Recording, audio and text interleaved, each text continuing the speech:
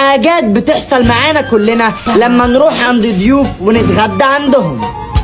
السلام عليكم، ازيك يا حبيبتي؟ عامله ايه؟ وحشني الموت الموت الموت. يا حبيبتي يا حبيبتي، تتغدوا معانا بقى النهارده.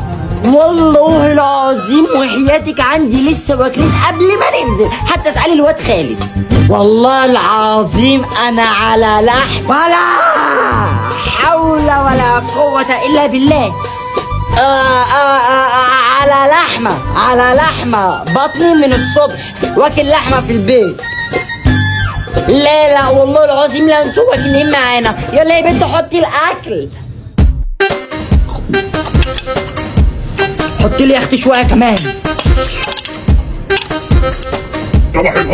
بسم الله الرحمن الرحيم. انت لم نفسك، في ايه؟ يقولوا علينا محرومين. مالك يا خلود ما بتاكلش ليه؟ يكونش اكلي مش عاجبك يا ولا؟ والله لا، بس امي يا نور بيتنا يا ست الكل بموت فيكي، هفشخك. ايه يا ستي ايه؟ ما انت عماله تظبطي في الاكل اهو. انا عادي لكن انت عيب. ايه يا اختي؟ خالد ما بياكلش والله، اصل لسه واكل في البيت قبل ما ينزل. الاكل قد كده اهو. والله ينعل ابو الكذب، انا غير اشرب وجاي اهو. شوفي الواد يا اختي على كده شبع، اكلته نحيفه جدا.